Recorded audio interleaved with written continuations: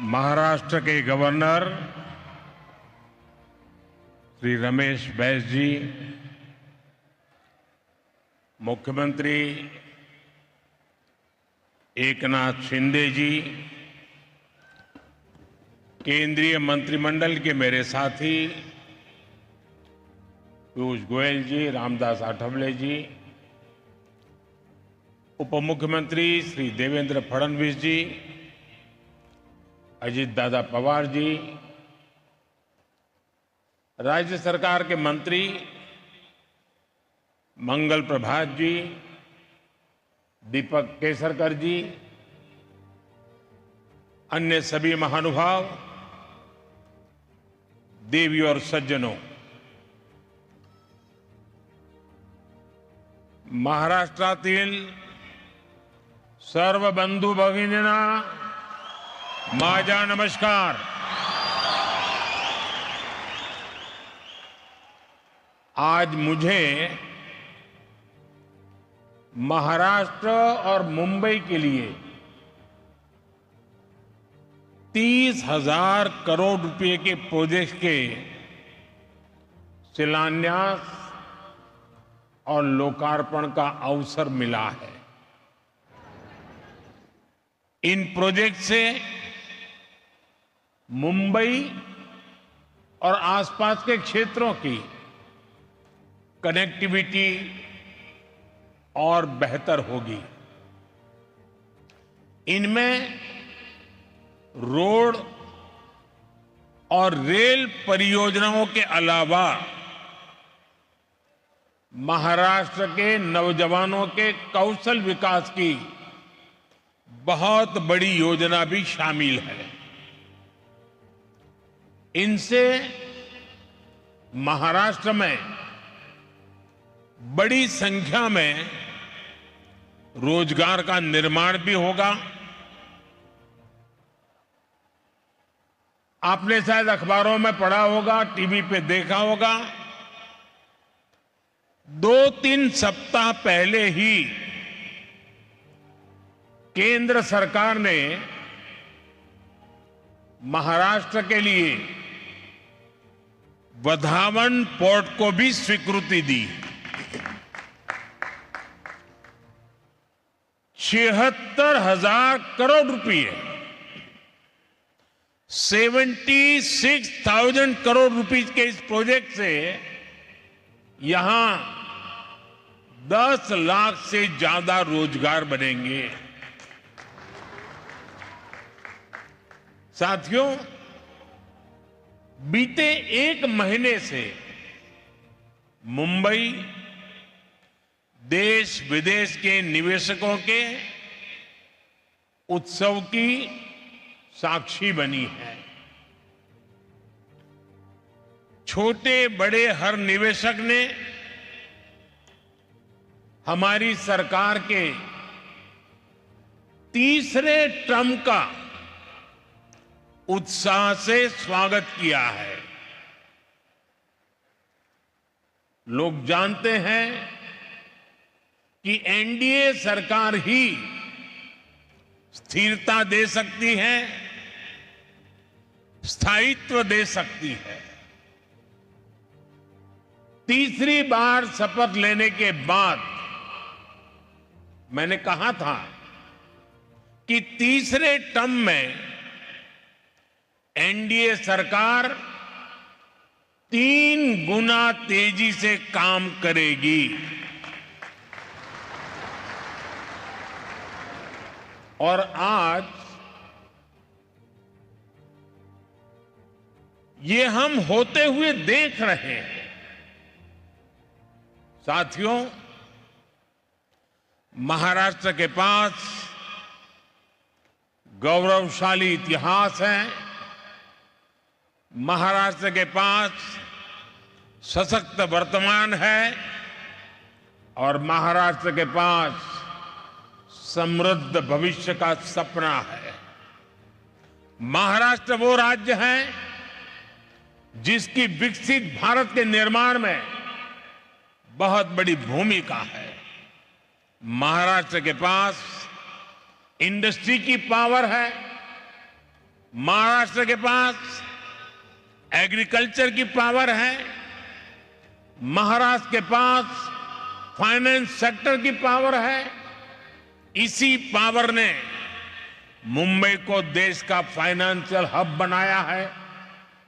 अब मेरा लक्ष्य है महाराष्ट्र की इसी पावर से महाराष्ट्र को दुनिया का बड़ा आर्थिक पावर हाउस बनाने का। मेरा लक्ष्य है मुंबई को दुनिया की फिनटेक कैपिटल बनाने का। मैं चाहता हूं महाराष्ट्र टूरिज्म में भारत में नंबर 1 राज्य बने। यहां छत्रपति शिवाजी महाराज के शौर्य के साक्षी विशाल किले हैं। यहां कोंकण के समुद्री तटों का मनमोहक दृश्य है। यहां सह्याद्री की पहाड़ियां पर सफर का रोमांच है। यहां कॉन्फ्रेंस टूरिज्म और मेडिकल टूरिज्म की अपार संभावनाएं हैं। भारत में विकास की नई गाथा लिखने जा रहा है महाराष्ट्र, और हम सभी इसके सहयात्री हैं। आज का ये कार्यक्रम महायुति सरकार के इन्हीं लक्ष्यों को समर्पित है। साथियों, 21वीं सदी के भारत की आकांक्षाएं, भारत के एस्पिरेशंस इस समय बहुत ऊंचे स्तर पर हैं। इस सदी के करीब करीब 25 साल बीत चुके हैं। देश की जनता लगातार तेज विकास चाहती है। अगले 25 वर्ष में भारत को विकसित बनाना चाहती है, और इसमें मुंबई की, महाराष्ट्र की भूमिका बहुत बड़ी है। महाराष्ट्र में, मुंबई में सबका जीवन स्तर सुधरे, यहां क्वालिटी ऑफ लाइफ बेहतरीन हो, यह हमारा ध्येय है। इसलिए मुंबई के आसपास के क्षेत्रों की कनेक्टिविटी को बेहतर करने का प्रयास किया जा रहा है। मुंबई में कोस्टल रोड और अटल सेतु अब पूरे हो चुके हैं, और आपको याद होगा जब अटल सेतु बन रहा था तो इसके विरोध में भांति भांति की बातें फैलाई गई। इसको अटकाने लटकाने के लिए कोशिशें हुई, लेकिन आज इससे कितना फायदा हो रहा है ये हर कोई अनुभव कर रहा है। मुझे बताया गया करीब करीब 20,000 गाड़ियां हर रोज इसका इस्तेमाल कर रही है, और एक अनुमान है कि अटल सेतु की वजह से हर रोज 20-25 लाख रुपए का ईंधन बच रहा है।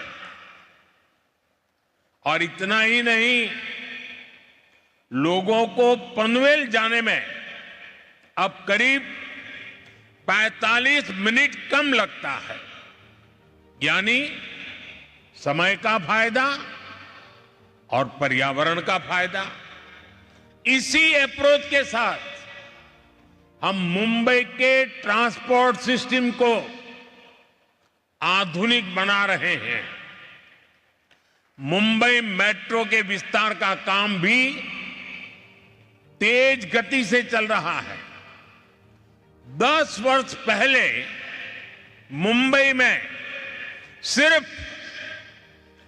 8 किलोमीटर ही मेट्रो लाइन थी,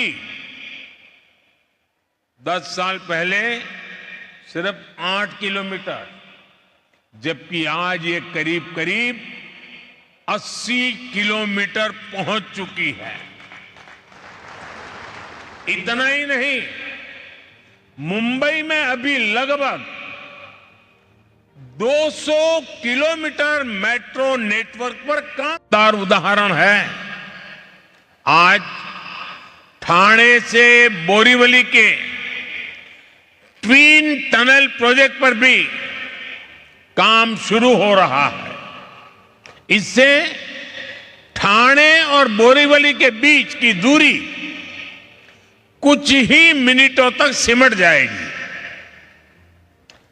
एनडीए सरकार का यह भी निरंतर प्रयास है कि हमारे तीर्थों का विकास हो, तीर्थ यात्राओं में सुविधाएं बढ़ती रहें। हम सब जानते हैं, इस समय पंढरपुर वारी में लाखों श्रद्धालु पूरे भक्ति भाव से हिस्सा ले रहे हैं। पुणे से पंढरपुर की यात्रा सुगम हो, श्रद्धालुओं को सुविधाएं मिले, इसकी चिंता एनडीए सरकार ने की है। संत ज्ञानेश्वर पालकी मार्ग करीब 200 किलोमीटर पूरा हो चुका है। संत तुकाराम पालकी मार्ग भी 110 किलोमीटर से ज्यादा पूरा किया जा चुका है। बहुत ही जल्द ये दोनों मार्ग भी यात्रियों की सेवा के लिए तैयार हो जाएंगे।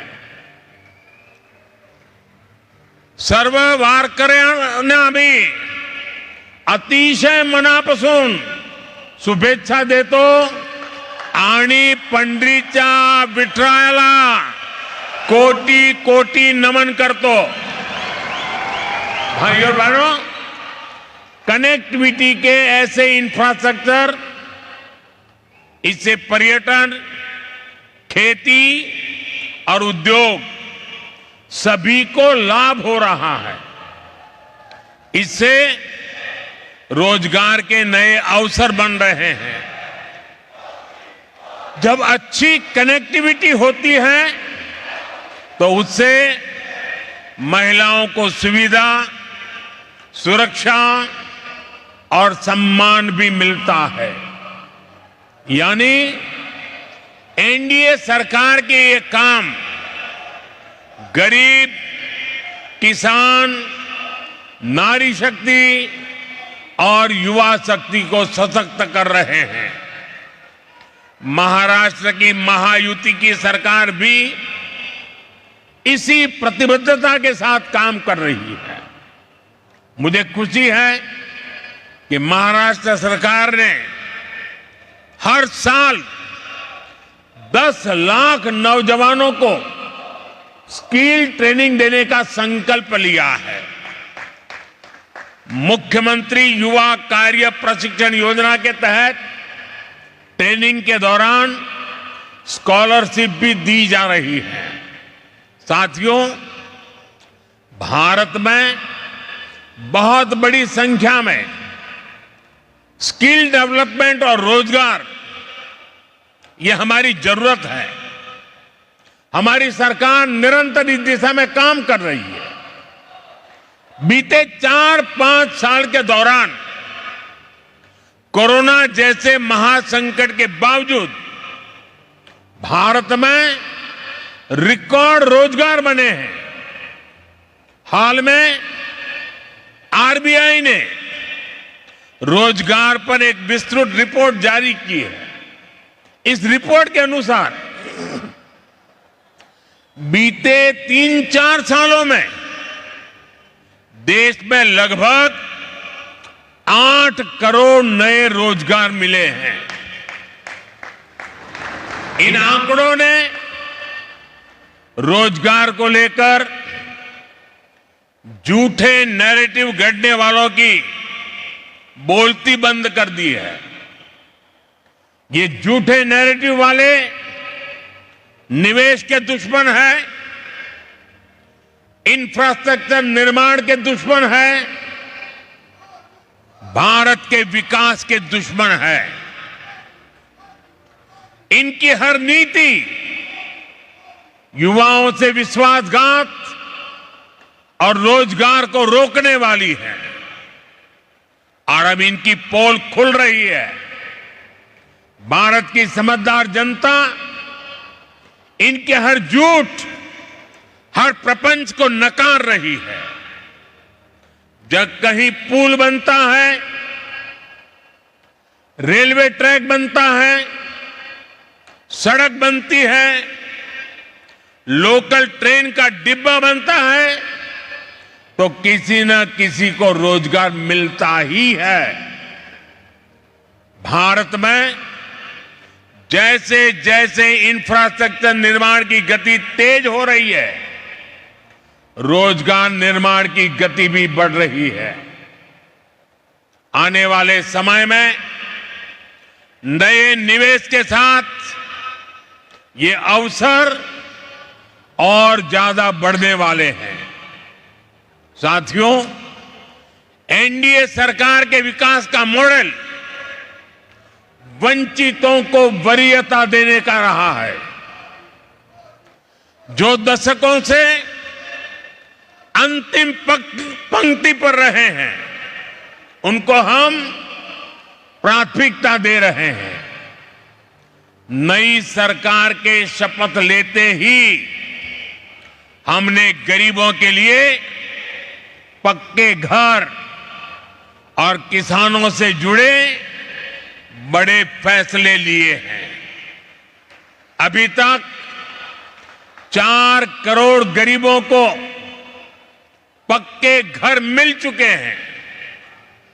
आने वाले सालों में 3 करोड़ और गरीब परिवारों को पक्के घर मिलेंगे। इनमें महाराष्ट्र के भी लाखों गरीब, दलित, पिछड़े, आदिवासी परिवार शामिल है।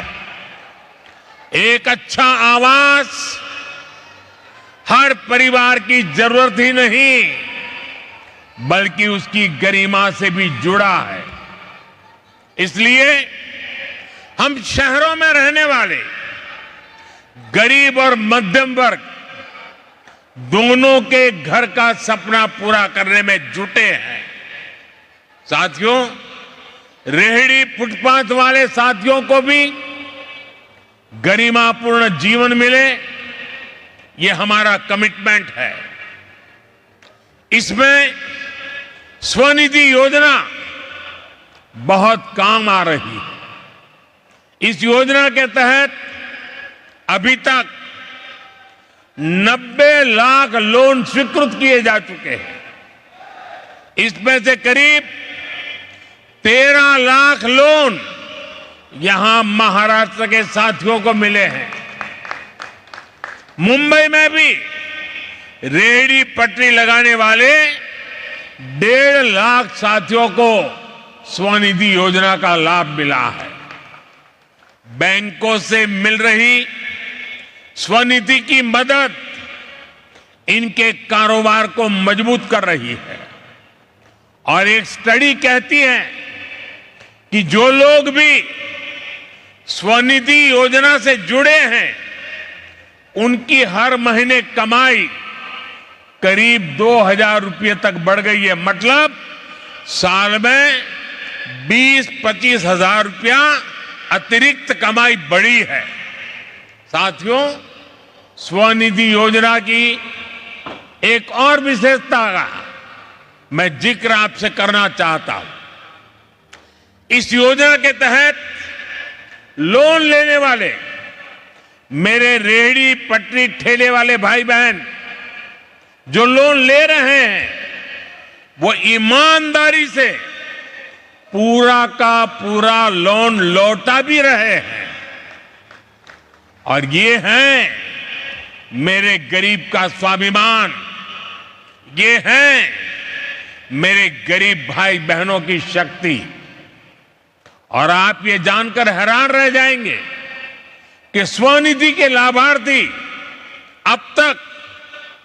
3.25 लाख करोड़ रुपए का डिजिटल लेन देन कर चुके हैं। यानी ये डिजिटल इंडिया को भी अपने काम से बल दे रहे हैं, भारत को नई पहचान दे रहे हैं। साथियों, महाराष्ट्र ने भारत में सांस्कृतिक, सामाजिक और राष्ट्रवाद की चेतना का भी संचार किया है। छत्रपति शिवाजी महाराज, बाबा साहब आंबेडकर, महात्मा ज्योतिबा फुले, सावित्रीबाई फुले, अन्ना भाऊ साठे, लोकमान्य तिलक, वीर सावरकर, ऐसी अनेक अनगिनत महान संतानों की विरासत यहां की धरती में है। महाराष्ट्र की महान संतानों ने जिस प्रकार के समृद्ध समाज, जिस प्रकार के सशक्त राष्ट्र की कल्पना की थी, हमें उस दिशा में ही आगे बढ़ना है।